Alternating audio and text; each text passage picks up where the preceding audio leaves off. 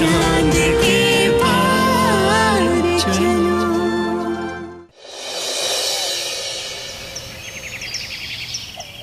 ये है लखनऊ, नवाबों का शहर लखनऊ, और इस शहर में रहती है एक मासूम सी अल्हड़ सी लड़की अनीसा।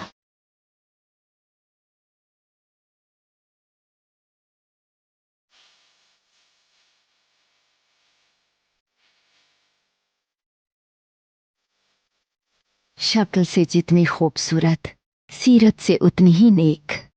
उसके चुलबुलेपन और शौखियों की तो बात ही क्या। बरसात की बूंदें छूते ही मोती बन जाती हैं। वो जिधर से भी गुजर जाए बस खुशियां ही बिखेर देती है। बहका बहका सा दिल और बेखुद हुआ, यूं पिघल कर मुझे बादलों ने छुआ। ख्वाहिशों की नई बारिशों में यही काश आ जाए वो जिंदगी की तरह।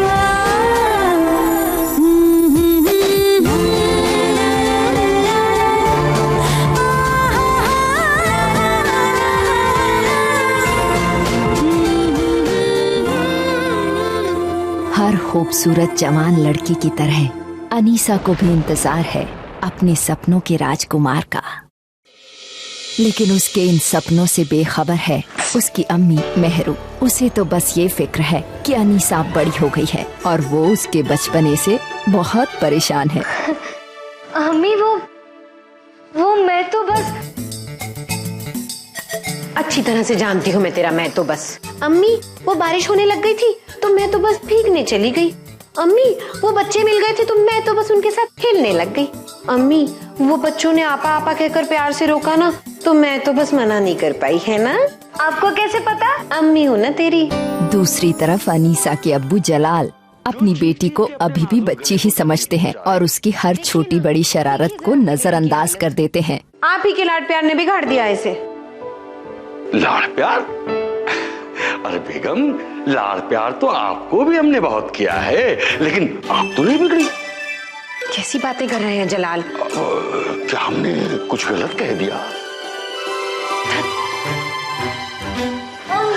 अरे हट, देख मुझे भी गीला कर दिया। अब खड़ी खड़ी मुंह क्या देख रही है? जाकर कपड़े बदल फटाफट। पंखे के नीचे खड़ी रहेगी तो सर्दी लग जाएगी। ओफो, अब खड़ी क्या है?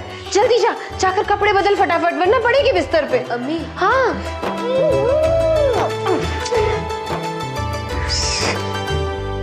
अब आप कहाँ खो गए? जाइए जाकर दुकान संभालिए। बेगम, जब अनीसा अपने घर चली जाएगी तो हम लोग कैसे जी पाएंगे उसके बगैर? लेकिन उन्होंने कभी ख्वाब में भी नहीं सोचा था कि उनकी लाडली बेटी अनीसा की किस्मत लखनऊ शहर के सबसे बड़े नवाब घराने के इकलौते चिराग रेहान के साथ जुड़ने वाली है। रेहान जो आज 15 साल बाद लंदन से वापस आ रहा है।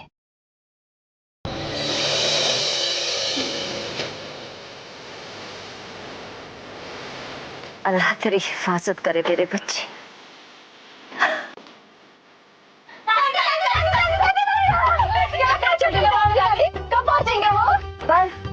पहुंच नहीं वाला है कुछ ही घंटों में।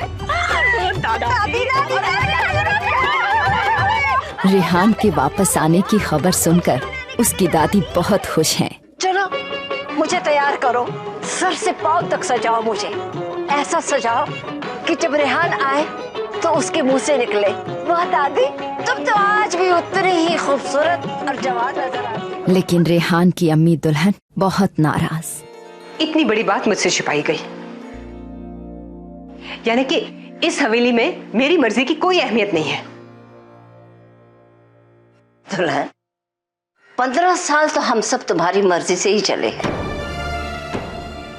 अहमियत तो तुम्हें समझने की जरूरत है, हमारी मर्जी की। दुल्हन परसों से तुमने इस हवेली को गमों का मकबरा बना दिया। मेरा रेहान इसकी रूह पे जान फूंकने आ रहा। अरे रेहान आएगा तो जिंदगी आएगी।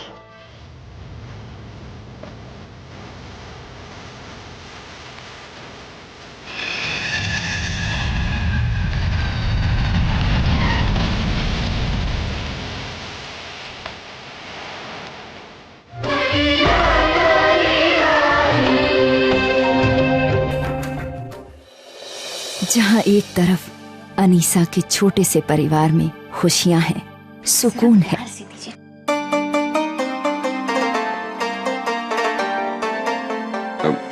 बेगम आपके लिए ये तोहफा हमने बनाया है। अम्मी, सिर्फ इससे काम नहीं चलेगा, अब पहन के भी दिखाई। वहीं दूसरी तरफ रेहान की बड़ी सी हवेली में सब कुछ होते हुए भी आपसी रिश्तों में एक उदासी है। मेरा सामान कहाँ है?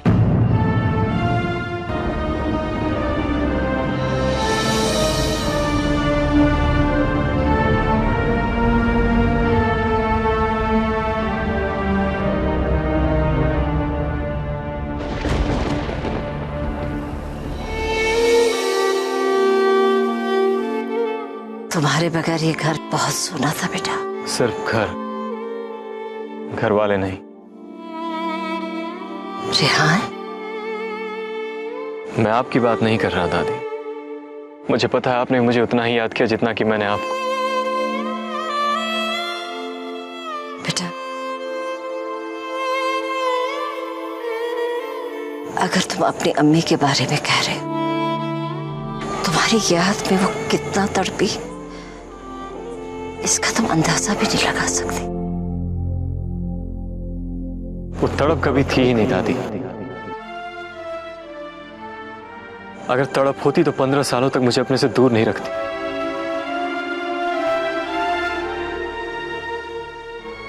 बिना एक पल गवाए मुझे वापस बुला लिया होता।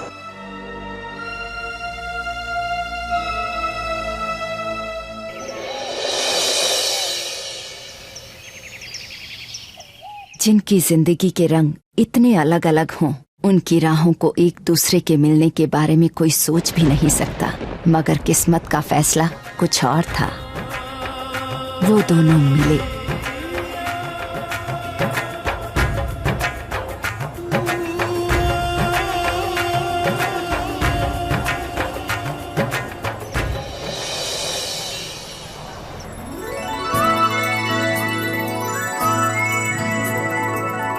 मगर उनके मिलने की हर कड़ी में कोई ना कोई खट्टा मीठा हादसा जुड़ा था।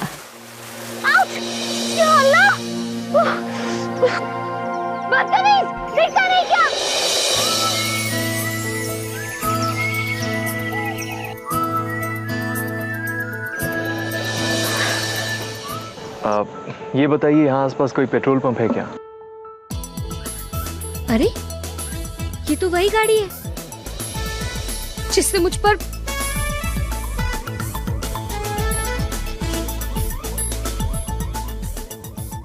अच्छा, तो गाड़ी ये जनाब चला रहे थे। होती मजा चखाती।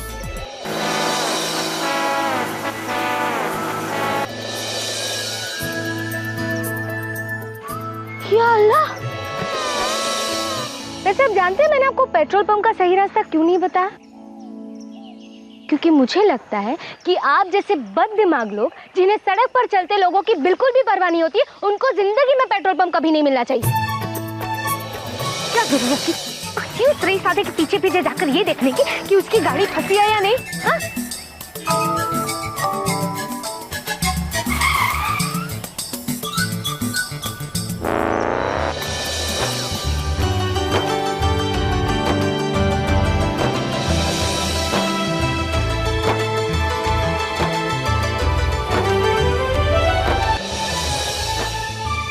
शक्ल पर गुरूर तो देखो इसकी जरा। सोचता है लिफ्ट दे दी तो बड़ा एहसान कर दिया। वक्त ही खराब चल रहा है जो इससे लिफ्ट मांगनी पड़ी।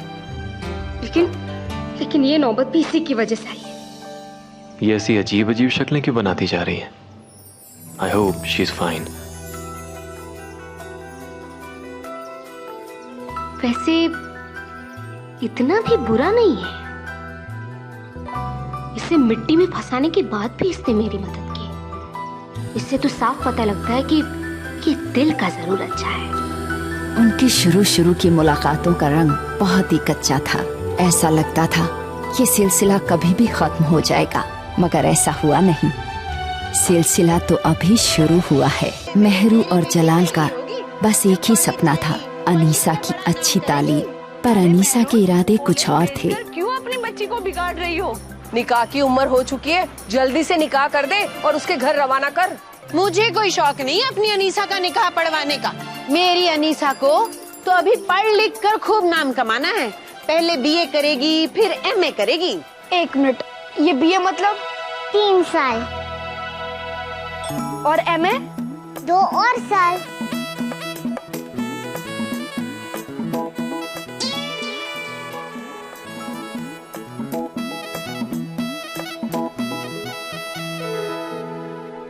और एमए ही क्यों, मेरी अनीसा तो पीएचडी भी करेगी। 1 मिनट, अब ये पीएचडी मतलब बहुत सारे और साल।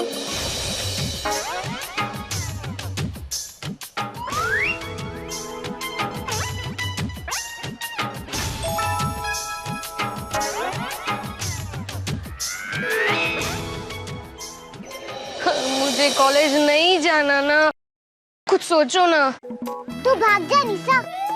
क्या? तू घर छोड़ के भाग जा। मैं ऐसा नहीं कर सकती ना इमली। अरे मम्मी और अब्बू बहुत परेशान हो जाएंगे। तो फिर तुम ऐसा दिखाओ कि तुम घर छोड़ के भाग जाने वाली हो। आइडिया तो ये बहुत अच्छा है। अम्मी अब्बू की जिद से बचने के लिए अनीसा ने क्या कुछ नहीं किया, यहाँ तक कि अम्मी दूध पी ले।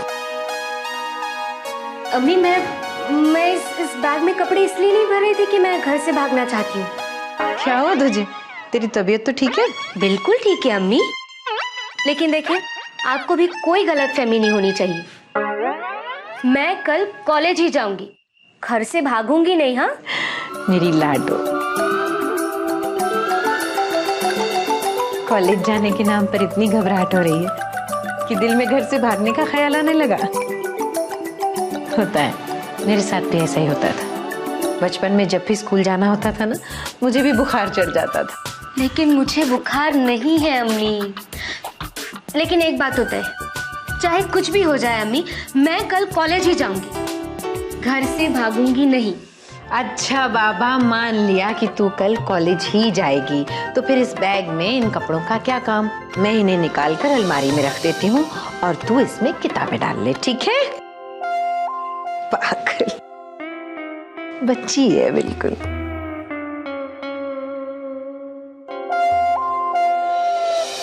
अम्मी और अब्बू को समझाने के लिए मुझे एक कुर्बानी देनी ही पड़ेगी। मुझे भागना ही पड़ेगा।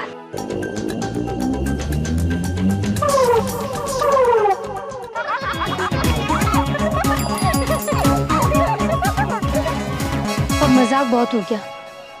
लगता है कोई नहीं आने वाला मुझे ढूंढने। लगता है मुझे ही जाकर देखना पड़ेगा। परसों से जो ख्वाब देखा था वो अब पूरा हो रहा है चला। हमें कभी ये मौका नहीं मिला चला, ना आपको और न मुझे।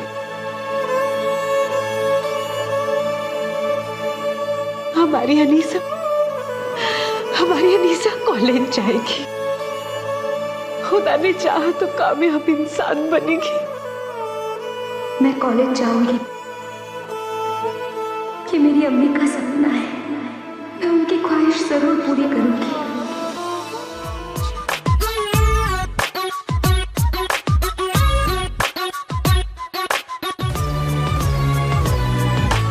और इस तरह अपने अम्मी अब्बू का सपना पूरा करने के लिए वो कॉलेज पहुंच गई। मगर कॉलेज का सफर इतना आसान नहीं था। आपा नया शिकार। जाओ बुला के लाओ। लो अभी लेके आई। कि बाल कम तेल ज्यादा तो तेरी तरफ आ रही है अनीसा।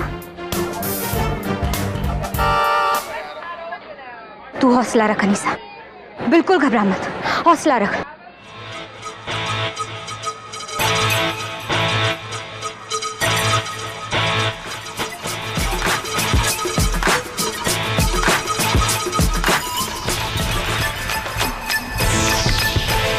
आदाब। कहाँ चल दी? क्लासरूम। यहाँ हमारी इजाजत के बिना कोई भी फ्रेशर क्लासरूम में नहीं जाती। क्यों? क्योंकि सबसे पहले हमारी क्लास से होकर गुजरना पड़ता है। यू नो, कॉलेज में पढ़ाई करने से पहले द शाह सिस्टर्स की क्लास। शाह सिस्टर्स?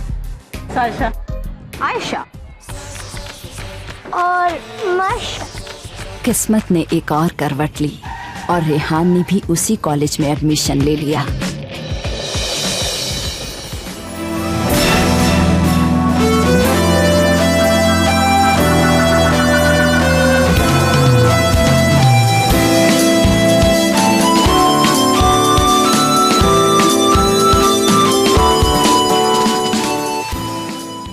मुश्किलें अनीसा का साथ छोड़ने को तैयार नहीं थी। कहाँ वो अपने मोहल्ले की शहजादी थी और कहाँ कॉलेज में एक मामूली सी फ्रेशर। पापा ने कहा टेस्ट करो तो करो, इनकी बात कोई नहीं टालता। लेकिन वो कल कॉलेज वापस आना है या नहीं? हाँ आना है। तो फिर शुरू हो जाओ। चलो आ करो।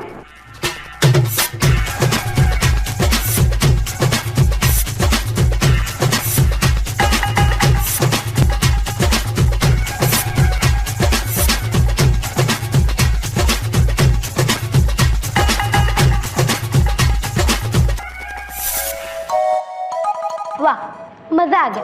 Thank you Anisa. तो कल से कॉलेज में कोई भी प्रॉब्लम नहीं हो। Bye bye bye Anisa. Bye. क्या बात है, अब मुझे कॉलेज में कोई परेशान नहीं करेगा। क्यों जी मैम? जी बिल? बिल?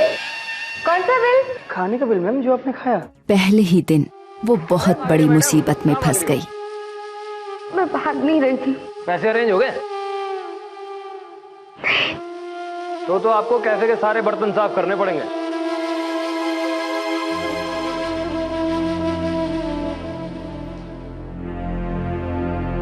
चलो देखते हैं मैडम जी का क्या हाल है।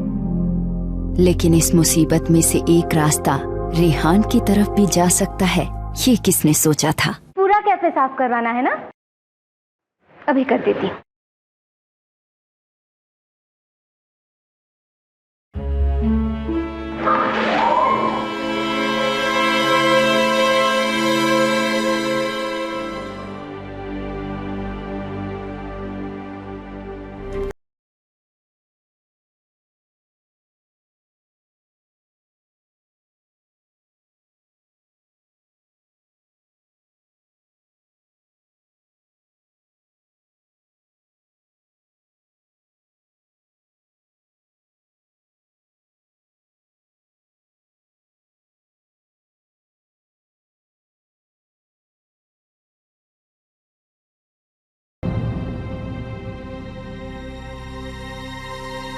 अब देखना ये है कि इस मोड़ का अंजाम क्या होगा।